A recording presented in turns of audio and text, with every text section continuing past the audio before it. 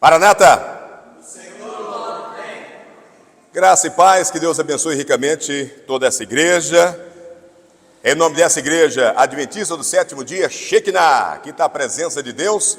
Queremos cumprimentar você que está em casa, está aí assistindo em qualquer dispositivo, seja no telefone, tablet, no computador. Receba o nosso abraço fraterno. Estendemos também o nosso convite. Se você é aqui de Costa Marques, hoje estou aqui em Costa Marques. Tem muitos vídeos que eu gravei aqui em Costa Marques. E hoje tenho o privilégio de estar pela primeira vez aqui na igreja adventista Shekinah. É um prazer, quero agradecer o Daniel. Quem iria pregar era o irmão Manuel, e aí ele me passou a missão de estar pregando. E já compartilhei com os irmãos aqui um resumo geral das 13 lições, amor e justiça, e já preparando o nosso espírito para receber a nova lição, a nova temporada. Vamos estudar durante 90 dias. E esta lição, ela me levou a tomar algumas atitudes. Então, você que nos acompanha, quais são as atitudes? Eu percebi que não basta apenas a gente amar a Deus e amar as outras pessoas, se não houver uma demonstração pública que fomos transformados e que recebemos, e agora vamos aplicar a lição. Então, nós voltaremos com o nosso programa ao vivo. Daniel lembra quando eu fazia todas as noites, o programa ao vivo. Estou preparando a van, coloquei novos equipamentos, está esperando chegar uma nova mesa de som. Já também no meu telefone já tem a rádio, um aplicativo que eu vou poder entrar, fazer interferência pelo próprio telefone, para estar falando com vocês na rádio WF, ok? E nós adquirimos também 2 aplicativos, com o nosso diretor lá em Ariquemes, para a gente estar também com o player no Instagram e no Facebook, na página da Rádio WF, tá bom? Então hoje você pode ouvir a rádio baixando o aplicativo gratuito no Play Store, no site radiowf.net, digitou lá no Google, vai aparecer, tem o player para você ouvir a nossa rádio. E agora nós estamos ampliando também para o Instagram e para o Facebook. Ore por nós, nós queremos ampliar ainda o alcance da pregação do Evangelho. Então a gente tem que tomar algumas atitudes a partir daquilo que nós aprendemos com a palavra de Deus. Amém, igreja? Amém.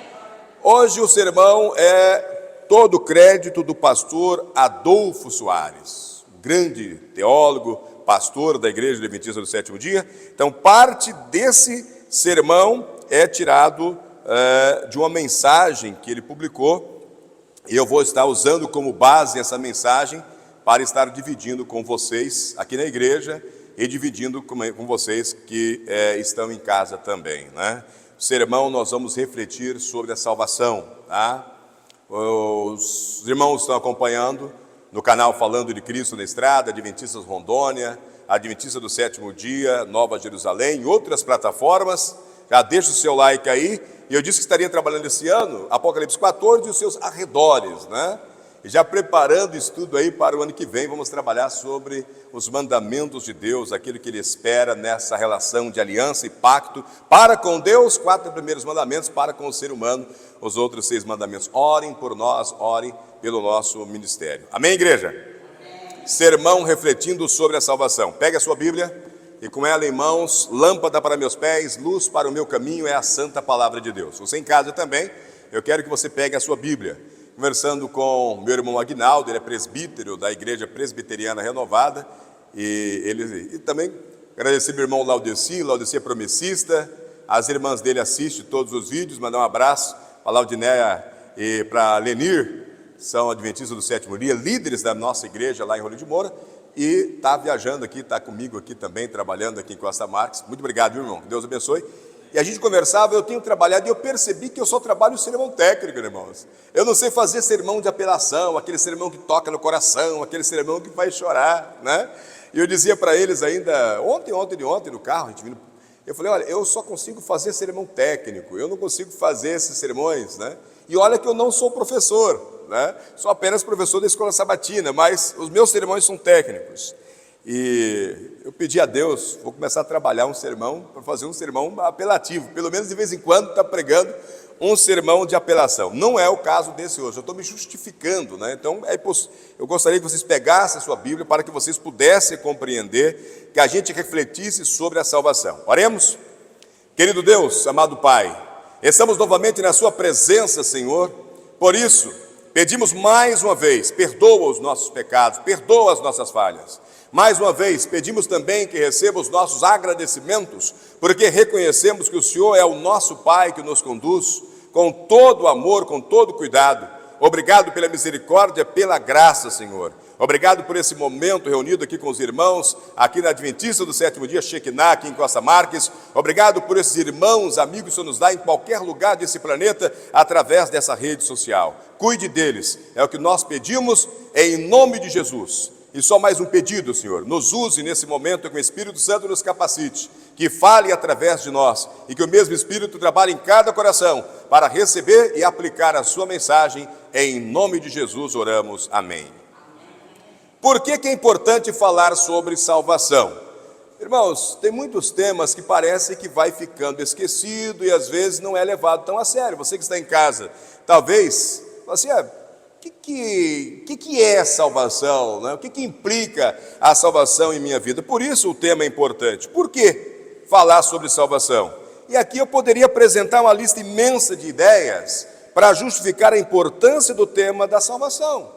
Mas eu já invadi, você que está em casa talvez não saiba, eu passei a lição da Escola Sabatina, invadi todos os espaços, graças a Deus os irmãos são pacientes. Então eu vou usar aqui apenas 5 justificativas para a gente estar falando da necessidade de falar, de refletir sobre salvação. Primeiro, nós seres humanos precisamos da salvação porque nós estamos perdidos. Talvez alguém fale assim, não, mas eu não estou perdido, eu sei para onde eu estou indo. Bom, aí é uma escolha própria, porque nós que acreditamos no céu e acreditamos que no futuro realmente haverá um inferno que chamamos de lago de fogo, só tem 2 caminhos que nós podemos ir. Ou o caminho para a vida, que leva à salvação, que leva para o céu, Nova Jerusalém, braços do Pai, cuidados do Pai, ou um caminho que leva para a perdição, vamos chamar de morte eterna. Mas antes da morte eterna, tem a punição, para aqueles que estiverem vivos, o terror da ira de Deus derramado se mistura no cálice da sua ira, que são as 7 pragas. Depois, ainda irão ressuscitar para receber a última condenação, ser jogado no lago de fogo, que foi preparado não para os seres humanos, mas para Satanás e os seus anjos. Percebem? Que as pessoas podem estar confortável, mas quando vai para a palavra de Deus, que é imutável, talvez não fique mais tão confortável. Precisamos pensar porque estamos perdidos. Salvação é o tema universal da Escritura.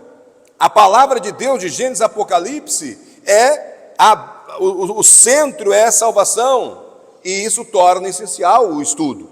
O estudo da salvação nos permite compreender um pouquinho a questão. Primeira, como Deus pode nos amar sendo nós ainda pecadores?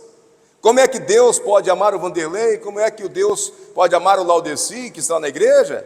Mas como Deus pode amar também aquela pessoa que nesse momento, enquanto eu prego, esteja num bar, talvez cometendo algum delito, algum roubo, algum assassinato, alguma coisa que é contrária a Deus? Deus quer que essa pessoa entenda que ele é amado e que Deus dá poder para ela sair de lá também. E ao pensar nessa questão, pensamos nas características impactantes de nosso Deus. Então, como é que Deus ama o pecador? Qual o impacto que isso vai causar sobre a minha vida? Segundo, terceiro ponto, o processo da salvação nos torna participantes da natureza divina, causando profundo impacto na vida prática. Então nós vamos falar um pouco também sobre o processo da salvação, nos tornando participantes da natureza divina. Como eu disse no estudo, uma pessoa cheia do Espírito Santo, ela é uma pessoa cheia de Deus, uma pessoa cheia de Jesus. Né? Então, quando nós fazemos a vontade de Deus, Deus Pai, Filho e Espírito Santo, vem habitar em nós e passamos então a ser praticantes como Ele pratica, como Ele é. Quarto, acho que é o quarto ponto, que a doutrina da salvação desafia o intelecto humano, pois é uma ciência e um mistério paradoxal. Né? Quando nós falamos isso para pessoas comuns que não conhecem a palavra de Deus ou conhecem, rejeitam a palavra de Deus, colocando em primeiro lugar a ciência humana, aquilo que se aprende na escola, realmente a doutrina da salvação desafia esse intelecto, essa inteligência. Como pode um Jesus vir nas nuvens? Como pode todos os olhos ver ao mesmo tempo? Como pode os mortos ressuscitarem? Como pode o mar, a terra, o ar dar conta dos seus mortos e as pessoas serem ressuscitadas, transformadas, glorificadas e ter um encontro com Deus nos ares? Como é que pode isso? Como é que pode passar 1000 anos no céu? Como pode estar sendo formada uma cidade santa, celestial lá no céu? Entende? Como não é fácil também para os seres humanos que se dizem racionais. Então, o primeiro ponto é: por que precisamos de salvação? Uma pergunta importante ao refletir na salvação é a seguinte: por que eu, de maneira individual, por que eu preciso de salvação? A resposta a essa pergunta é simples: precisamos da salvação porque somos pecadores. Precisamos de salvação porque somos pecadores. O apóstolo Paulo, ele não deixa dúvida a esse respeito, inspirado pelo Espírito Santo. Romanos capítulo 3, verso 10, é um texto muito conhecido. Não há justo nenhum sequer. Todos praticaram em algum momento injustiça. Todos praticamos injustiça em algum momento, todos. Aqui não está dizendo de um grupo não, ele diz que não há justo nenhum sequer. Romanos 3, 23, ele diz que todos pecaram. Todos carecem da glória de Deus. Todos os seres humanos, todos nós, dentro da igreja ou fora da igreja, pecaram. Por isso nós precisamos da glória de Deus, ou seja, nós precisamos da salvação, da ação de Deus em nossas vidas. Então nós vamos falar dos elementos da salvação. Para fazer frente à seriedade e complexidade do pecado, Deus estabeleceu o plano de salvação. E ao longo das escrituras que eu disse aqui, lâmpada para meus pés, luz para o meu caminho, a palavra do Senhor, Deus nos ensina que precisamos experimentar diversos aspectos ou elementos da salvação. Pessoas podem pensar que salvação é simples assim. Sim, é simples assim. Mas tem elementos que precisam ser levados a sério. E hoje eu quero me refletir brevemente a 5 aspectos ou elementos desse plano de salvação. Primeiro elemento do plano de salvação é o arrependimento. Anota aí. Primeiro elemento do plano de salvação é arrependimento. E eu sei que eu estou falando para 2 grupos de pessoas. Primeiro grupo de pessoas são aquelas que estão querendo mudar de vida, pessoas que estão querendo ser salvas e não sabem como é o processo de salvação. O segundo grupo de pessoas são aquelas pessoas que não estão nem aí, que não se preocupam com a salvação, mas querem ir para o céu. O que significa arrependimento? Atos capítulo 2, verso 37 e 38. Atos 2, 37 e 38. Quando ouviram isto, ficaram muito comovidos e perguntaram a Pedro e aos demais apóstolos: que faremos, irmãos? O que faremos? Talvez seja a pergunta que alguns estejam fazendo agora. Que faremos para ser salvo? Eu quero ser salvo, o que eu faço? Verso 38, Pedro respondeu: arrependam-se. A Bíblia vem falando de arrependimento, né? Escolhemos alguns poucos textos aqui. Arrependam-se cada um de vocês, seja batizado em nome de Jesus Cristo, para a remissão dos seus pecados, e vocês receberão o dom do Espírito Santo. Amém? Arrependimento. Arrependimento, o primeiro passo. Arrepender significa sentir-se triste, mudar a mente para melhor. É uma mudança radical de atitude em relação a Deus e ao pecado. E olha para mim aqui. Preste muita atenção aqui, que as pessoas vão entender qual é a diferença do pecado no crente e qual é a diferença do pecado de uma pessoa que vive no mundo. Eu já vivi no mundo, hoje estou na igreja. Eu pecava no mundo, hoje talvez, alguma proporção menor, eu peque ainda na igreja. Mas qual é a grande diferença em relação ao arrependimento? É que quando eu estava no mundo e quando eu pecava, eu comemorava o pecado. E as pessoas que vivem no mundo comemoram o pecado. Talvez algum amigo de vocês, não crente, já chegou para vocês para contar um delito pecaminoso e ela vibra. Rapaz, um jovem ou um senhor ou uma senhora arruma, por exemplo, um namorado, uma distração amorosa e chega para te contar e fala: olha, aquela moça bonita, e desculpa o linguajar, o jovem fala assim: eu fiquei com ela, eu peguei ela, eu saí. Você não sabe mais, sabe aquela outra? Também, olha, eu estou bombando, aquela outra, olha aqui na minha rede social. E aí ele mostra 2 ou 3 relacionamentos, e ele comemora, ele fala, eu estou demais. Ele vai para uma festa e diz, rapaz, essa festa foi boa demais, eu bebi todas até de madrugada, dormi bêbado, namorei fulana, namorei ciclana, comemora o pecado. Quando um crente peca, dói. O Espírito Santo trabalha de dentro para fora, e dói. E esse crente, ele se joga no chão, ele se arrepende, ele chora. Estou falando de crente verdadeiro, tá? E ele chora e fala, Senhor, eu pequei contra ti, eu pequei contra as pessoas, o que eu faço? Me ajuda, essa minha natureza pecaminosa. Paulo tem essa luta, me tira de mim esse pecado, tira de mim essa vontade, eu não quero mais, a minha luta é constante, percebe? Você que está em casa, percebe? Arrepender significa sentir-se triste. Então, se a pessoa não se sente triste pelo pecado, ele não está arrependido. Mudar a mente para melhor é uma mudança radical de atitude em relação a Deus e pecado. Salmo 51, né? Verso 1, 3 e 10 fala disso. E aí você pode fazer uma pergunta para você saber, você que está aqui na igreja, você que está lutando para se arrepender, a pergunta para você saber se você tem experimentado esse aspecto da salvação e arrependimento. Pergunta que você deve fazer: sinto-me triste em relação aos meus pecados? Porque tem pessoas que comemoram, tem pessoas que ficam felizes com o pecado. E a pergunta é: eu fico triste em relação aos meus pecados? Desde a última vez que eu me arrependi de um pecado, eu mudei radicalmente de vida? Eu lutei contra aquele pecado, estou lutando contra aquele pecado? Aquilo que eu fazia eu não tenho feito mais, apesar da minha vontade carnal? Outra pergunta: tenho passado por um processo de mudança mental em relação aos meus pecados? Porque muitas pessoas, irmãos, elas tentam adaptar a Bíblia ao seu estilo de vida, dizendo que tal coisa não é pecado. Aquilo outro não é pecado. E às vezes traz para o tempo, fala, não, nós estamos vivendo novos tempos, nós estamos vivendo nova cultura. Isso aí era pecado lá no passado, isso era pecado para o povo de Israel, não é mais pecado para os cristãos de hoje em dia, não era pecado para o povo judeu, não é pecado para o gentil. Pecado é pecado. Percebem?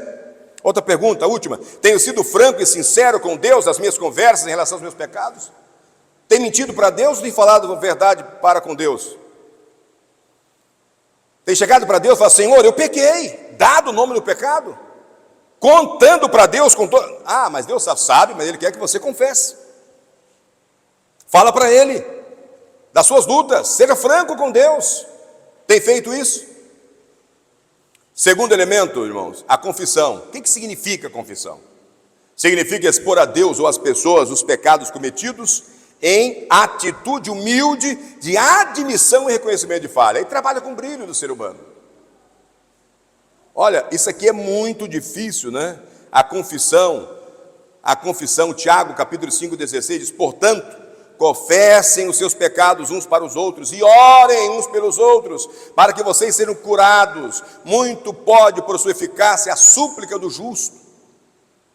Chegar para o irmão Loreci, irmão Daniel, vem cá, eu sei que na igreja nem todos podem ouvir, tem muito irmão que fala demais, pessoa que você confia, fala, irmão, eu estou lutando com esse pecado, eu cometi tal pecado, se isso for para a comissão da igreja, eu sou expulso da igreja, ore por mim, vamos orar junto, eu estou nessa luta, eu estou nessa batalha, Deus, esse é meu pecado, Deus, eu não quero sair da sua presença, eu não quero sair da igreja, eu quero continuar, mas esse é o meu pecado, esse é o meu desafio, me ajuda, ora comigo, ora você comigo. As pessoas que rejeitam o conceito de pecado tendem a pensar que a confissão e a reconciliação não são necessárias. Afinal, se eu estou ok, a outra pessoa que eu ofendi, a outra pessoa que eu pequei contra ela, está ok? Se Deus está ok, eu estou sendo abençoado ainda, qual é o problema? Qual é o problema? E dessa psicologia, de certo modo, surgiu o movimento autoestima. Muitos educadores, não todos, tá? Educadores, psicólogos, me perdoem, eu estou falando de muitos, não todos, educadores e psicólogos enfatizam que o importante é fazer as crianças e os filhos se sentirem bem, se sentirem especiais, mesmo quando vão mal em casa, vão mal na escola, apresentam trabalho medíocres, vida medíocre. O resultado é o que nós estamos vendo aí, uma sociedade narcisista, super sensível às críticas ou afrontas, incapaz de tolerar frustrações. Assim, temos pessoas contrárias à ideia da confissão, pois confessar implica aceitar que há algo realmente errado em mim. Para eu confessar, eu tenho que assumir que eu estou errado. Isso não é fácil. As pessoas não querem assumir os seus erros. Infelizmente, de certa forma, o movimento da autoestima promoveu uma geração que não consegue conceber que precisa reconciliar-se com Deus, não precisa pedir perdão a Deus. Alguns acham até que é automático. Eu tive num grupo, numa célula, agradeço os irmãos que me convidaram para dividir a Bíblia com eles, numa célula de uma determinada denominação, não vem o caso aqui, mas eles acreditam que o pecado recai automaticamente sobre Deus. Você vai pecando e Deus vai caindo sobre Deus.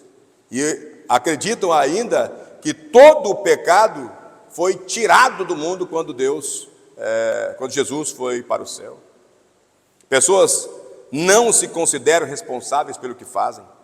Pelo contrário, consideram-se vítimas. Já viram isso daí? Pessoas que não se responsabilizam pelo que faz. São vítimas da sociedade, são vítimas dos pais, vítima da esposa, vítima do esposo. Eu sou assim porque meus pais fizeram. Eu bebo porque meus pais, eu choro porque meus pais, eu vou para a droga porque meus... Cara, isso está errado. Pelo contrário. As Escrituras, porém, ensinam claramente que o homem é pecador, alienado de Deus, mas responsável pelo seu próprio comportamento. Fica bem claro aqui. É responsável pelo seu próprio comportamento. E por causa disso precisa se reconciliar com Deus. Precisa confessar a sua culpa a fim de obter o perdão. Se você não confessar a sua culpa, você não tem perdão. Em outras palavras, você precisa assumir a sua culpa. Você precisa assumir que você é um pecador. Quando a gente fala isso para o crente, parece que é um tapa na cara. Mas precisamos assumir que somos pecadores em um grau maior ou menor. Precisamos saber se tenho experimentado os aspectos da salvação? Pergunto. E você se pergunta para você, tenho conversado com Deus e mencionado especificamente minhas faltas? Tenho feito isso todos os dias? Quanto tempo você não ora, meu irmão? Quanto tempo você não confessa seus pecados para Deus? Tenho exposto às pessoas meus erros que as prejudicam? Relacionamento, né? Marido, esposa, esposa, marido, pai e filhos, parentes, amigos de trabalho. Tenho buscado a reparação possível para minhas falhas cometidas? Tenho sido humilde em reconhecer que sou responsável por aquilo que feriu ou machucou as pessoas? Ou você tira o corpo fora, ou você fica jogando a culpa nas outras pessoas? Terceiro elemento, perdão. O que significa? Desfrutar da paz resultante de termos acertado as contas com Deus e com as pessoas, o que implica em desfazer-se do peso da culpa. Amém. Acho que a melhor coisa, a melhor sensação é o resultado de recebermos o perdão. Antes eu estava separado de Deus, condenado à morte eterna. Lago de fogo, enxofre, eu tenho medo daquilo lá. Já alguém que já arrumou briga com uma pessoa perigosa, e aí você fica cismado com aquela pessoa que ela passa, fala, essa pessoa pode me dar um tiro, pode me dar uma facada, e aquela pessoa vem e te perdoa, fala, rapaz, você está perdoado, você não me deve nada, pode ficar tranquilo, você é meu peixe, e você... Desfrutar da paz, perdão significa desfrutar da paz, resultante de termos acertado as contas com Deus e com as pessoas, o que implica em desfazer o peso da culpa, onde é base bíblica, 1 João, capítulo 1, 9, se confessarmos os nossos pecados, Ele é fiel e justo para nos perdoar os pecados e nos purificar de toda injustiça. Amém. E de acordo com a parábola dos dois devedores, nós somos confrontados com um débito que nunca poderemos restituir. Nosso débito, o pecado, é tão grande que não há esperança alguma de cobrirmos. Mateus capítulo 18, 25 a 35. Nós não conseguiremos pagar essa dívida. Nós não podemos pagar a dívida do pecado. O que acontece? Em meio ao nosso desespero, Deus livremente paga o débito mediante Jesus Cristo. Deus, Ele envia o seu Filho Cristo para morrer pelos nossos pecados. Amém? Ele não podia pagar essa dívida. O resultado dessa dívida era a punição, morte eterna. 1 Coríntios capítulo 15, 3. Antes de tudo, entreguei a vocês o que também recebi, que Cristo morreu pelos nossos pecados, segundo a Bíblia. Glória, né? Após seu sacrifício, toda a nossa conta foi totalmente paga. E quando nós aceitamos isso, passamos a desfrutar do status de que não devemos mais nada. Nossos pecados foram perdoados, e então agora podemos também perdoar aos nossos devedores. Amém? Não basta eu querer o perdão de Deus se eu não perdoar também os meus devedores. O que eu devo a Deus eu não posso pagar, e talvez o que alguém deve a mim, basta eu perdoar, porque é pequeno diante daquilo que Deus fez por mim. O perdão, a absolvição de Deus possui 3 aspectos. Aqui eu vou entrar rapidinho. Primeiro aspecto do perdão, pessoal. Cessa a ira ou ressentimento de Deus contra o pecado. Esse é o primeiro aspecto do perdão. Pessoal, vai cessar a ira de Deus contra o pecador. Ético, livra da culpa o pecado que oprime a nossa consciência. Isso vai uns dias, né? Mesmo às vezes a gente ora, a gente comete um pecado, ora a Deus, conversa com Deus. Parece que eu sou assim, enquanto alguém não vem aqui prega que eu sinto que Deus falou comigo, tipo assim, ó, ei, acabou essa parada aí, fica tranquilo. Parece que eu não fico tranquilo. Às vezes vai um culto, 2, 3 cultos, e eu orando, lutando contra aquilo, e aí Deus manda alguém pregar, fala, ô, fica tranquilo, perdoei os seus pecados. E também, legal, a remissão do castigo do pecado, que seria a morte eterna. Deus tira, você não vai mais pagar. E Ele não vai lembrar mais daquilo lá, Ele vai pegar aquele pecado e jogar no fundo do mar. E aí a pergunta para saber se tem experimentado esses aspectos da salvação. Ao admitir minhas culpas a Deus, ou a pessoas específicas, ou publicamente, eu tenho pedido perdão? Você tem pedido perdão a Deus? Tem pedido perdão se você cometeu algo contra a igreja, a comunidade, ou contra uma pessoa específica? Tenho sido específico no meu pedido? Tenho tomado a iniciativa na busca da reconciliação com as pessoas? Ou meramente espero que a pessoa ofendida ou o ofensor venha me procurar? Qual é a sua atitude? Você tem ido até a pessoa que você ofendeu ou que ela te ofendeu? Você tem tomado essa iniciativa? Quarto elemento dos 5. Está indo rápido, hein? Justificação. O que significa justificação, irmãos? Ato divino mediante o qual Deus declara justo um pecador penitente ou trata como justo, e é o oposto da condenação. Base bíblica, Romanos, capítulo 5, 1 e 16. Justificado, pois, mediante a fé, temos paz com Deus, por meio do nosso Senhor Jesus Cristo. E o verso 16. O dom, entretanto, não é como no caso em que somente um pecou, porque o julgamento derivou de uma só ofensa para a condenação, mas a graça deriva de muitas ofensas para a justificação. Amém? Agora olha para mim, você que está em casa, foca aqui. Justificação é perdão, mas é mais do que perdão. Perdão é algo negativo e a absolvição é de uma dívida. A justificação é algo positivo. É declarar que alguém é justo, é dar ao pecador o direito de desfrutar novamente o favor e a comunhão com Deus. A voz que anuncia o perdão vai dizer assim: pode ir, ou pode ir, você está livre da pena que seu pecado merece, está perdoado. Mas o veredito que anuncia a justificação diz: pode vir, venha, você é bem-vindo para desfrutar o meu amor e a minha presença. Amém? E os 2 aspectos, perdão e justificação, está na pessoa de Deus, oferecido de graça para todos nós. Perdão é a absolvição do castigo. Está perdoado do seu castigo, está perdoado da morte eterna. Justificação, além de absolvição, é uma declaração de que não existe nenhuma base para a aplicação do castigo. Justificação consiste na transferência do crente de uma vida de pecado para o domínio de Cristo numa vida de transformação. Aí as perguntas. Pergunta para saber se tem experimentado esse aspecto. A justificação, tem experimentado a justiça de Deus cobrindo a minha vida? Tem sentido essa paz? Tem sentido essa alegria? Tenho vivido como um ser livre que escapou da condenação? Ou vivo com uma sensação de algo me atormentando constantemente? Irmãos, às vezes dentro da igreja as pessoas parecem que não estão felizes, pessoas estão tristes, pessoa está carrancuda. Você chega na casa de pessoas, crentes ou não crentes, a pessoa está ali com aquele semblante caído, como se tivesse algo atormentando ela constantemente. Ela não sente a justificação, não sente o perdão, não sente que está salva, não sente que é filha de Deus, que é herdeira de todas essas coisas aqui. Daqui nós vamos governar tudo que foi criado por Deus. Nós estamos sendo preparados para ser ajudantes de Deus, somos co-herdeiros dele. É daqui da terra, o trono de Deus vai ser daqui da terra. E eu e vocês estamos sendo preparados para esse dia. Vamos viajar planetas. Você não conhece Marte? Vamos conhecer Marte, Júpiter, outros planetas que não foram descobertos ainda. Seremos emissários de Deus nesse universo. Vivo na certeza de que a graça de Jesus Cristo estou reconciliado com Deus? Sim. Estou reconciliado com Deus. Amém! Glória a Deus, igreja. Fico feliz. Relaciono-me com Deus em liberdade, em intimidade, sabendo que a justiça de Cristo me garante acesso a Ele. É isso que nós oramos. Eu tenho que ter certeza que a justiça de Cristo me aproxima de Deus. Eu posso passar agora o segundo véu, eu posso falar com Deus, posso me aconselhar com Deus, posso fazer um carinho com Deus, posso.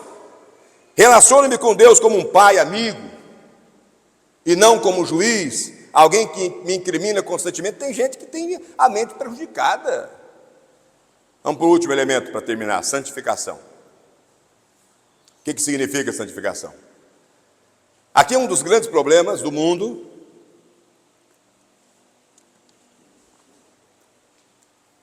E é até criticado, né? Eu tenho uma parente, olha para mim, parente, você sabe o que é. A gente chega e tal, e ela fala assim: ó o crentão aí, ó o santão aí, ó, querendo ser santo aí. As pessoas não entendem o que é santificação. Percebe? E aí você vai para a Bíblia, o que significa santificação? Viver em consagração a Deus. Santificação, viver em consagração a Deus, caminhando diariamente por sua graça, na busca de uma vida mais madura e plena em Cristo. Isso é santificação. 1 Coríntios, a base, 1 Coríntios 6,11, Filipenses 1, 1 Coríntios 6,11. Alguns de vocês eram assim, mas vocês foram lavados, foram santificados, foram justificados no nome do Senhor Jesus Cristo e no Espírito de nosso Deus. Santificação é a operação contínua do Espírito Santo, pela qual a santa disposição concedida no novo nascimento se mantém e se fortalece. Santificação é a cristianização do cristão. É necessária. Pode-se trazer ao porto e atar aos cais o navio cuja maquinária entrou em pane. Aqui dá para ver, o pessoal está usando a beirada da estrada cheia de água ali. Ou seja, esse navio quebrou lá no alto mar, agora vem para cá para ser consertado. Está salvo, não vai mais afundar, mas não está curado. O conserto demanda muito tempo. Cristo se propõe a nos tornar salvos e sãos. Justificação, irmãos, concede a salvação. A santificação concede a cura. Repito, você que está em casa, grave aí. A justificação concede salvação. Santificação concede a cura. Santificação é a obra livre de Deus, a graça de Deus em nossa vida, pela qual somos renovados em todo o nosso ser, segundo a imagem de Deus, e habilitados a morrer mais e mais para o pecado e viver mais e mais para a justiça. Isso é santificação. Amém? Romanos capítulo 6, verso 12 e 4. Vou ler primeiro 4. Romanos 6, 4. Fomos sepultados com ele na morte pelo batismo, para que, como Cristo foi ressuscitado dentre os mortos pela glória do Pai, assim nós também andemos em novidade de vida. Amém? Santificação. Verso 12. Portanto, não permitam que o pecado reine no seu corpo mortal, fazendo com que vocês obedeçam às suas paixões. É luta diária. Santificação. Santificação é o processo mediante o qual o pecado e as ações pecaminosas vão perdendo a força da nossa vida. Não é assim também. Fui batizado e já... Não. Vão perdendo. A santificação dura a vida inteira. A santificação dura até a glorificação. Isso aqui, essa passagem do pastor Adolfo é muito interessante. Ainda que o santo esteja no mundo de pecado e cometa pecados, sua vida segue outro rumo, pois... enquanto que o pecado habita num crente, o mesmo pecado que habita num crente reina na vida do descrente. Percebe? O pecado que habita, porque temos a natureza pecaminosa num crente, ele reina, ele comanda a vida de um descrente, leva o descrente a fazer a ação pecaminosa. Santidade consiste em despojar-se da velha natureza e revestir-se da nova natureza. Assim podemos dizer que a santificação consiste em duas coisas. Primeira, a eliminação progressiva dos princípios do mal que ainda infectam nossa natureza e a destruição de seu poder. E a segunda, o crescimento do princípio de vida espiritual até controlar os pensamentos e atos e conformar a vida segundo a imagem de Cristo. Amém? Eu não sei em que estágio você está, mas eu espero que você esteja caminhando no processo de santificação, dentro dessa etapa que nós chamamos santificação. Perguntas para saber se tem experimentado esses aspectos. Tem andado diariamente nos caminhos de Deus? Você tem andado todos os dias no caminho de Deus, fazendo toda a vontade de Deus? Sim ou não? Tenho desenvolvido hábitos que amadureçam a minha vida cristã? Ou seja, você tem feito a leitura, o estudo da palavra de Deus, todos os dias, tendo ela como lâmpada? Você tem uma vida de oração? Tem orado todos os dias a Deus? Tem muitos motivos para você orar. Você tem dado testemunho de todas as maravilhas, benéficos, todas as bênçãos que Deus tem dado a você, a sua família, a sua comunidade cristã. Milagres estão relatados na Bíblia, você tem contado para as pessoas. Você tem vivido, praticado uma vida de serviço dentro da sua comunidade cristã e fora da sua comunidade cristã. Sinto que cada dia estou mais perto de Cristo e mais longe do pecado. Tem esse sentimento? Que você está mais perto de Cristo e mais longe do pecado? Outra pergunta: eu desfruto da certeza da salvação em Cristo e por Cristo? Você tem a certeza da salvação? Querida igreja, queridos irmãos, o plano de salvação, ele foi elaborado e está sendo executado por Deus nos mínimos detalhes. E isso deveria encher nossa vida de segurança. Mas parece que muitos de nós relutamos em falar da certeza da salvação. Parece que confundimos certeza de salvação com arrogância espiritual e com soberba espiritual. Ter certeza da salvação, irmãos, é ser convicto que a graça que torna possível a justificação humana, é a graça de Deus que torna possível a justificação humana. E eu termino com Romanos 3:24. Sendo justificado gratuitamente por sua graça, mediante a redenção que há em Cristo Jesus. Verso 28. Concluímos, pois, que o ser humano é justificado pela fé, independentemente das obras de Deus, independentemente das obras da lei. Romanos 5:1. Justificado, pois, mediante a fé, temos paz com Deus por meio do nosso Senhor Jesus Cristo. Logo, muito mais agora, sendo justificado pelo seu sangue, seremos por ele salvos da ira. E é esta graça que leva a pessoa a ter segurança que as suas dívidas foram pagas por Cristo e que Ele perdoa todos os pecados arrependidos e confessados. Isso produz no ser humano um sentimento de estar reconciliado, regenerado e adotado por Deus. Se você crê, diga amém. Amém? Você que está em casa, pense nisso. Um forte abraço e que Deus te abençoe.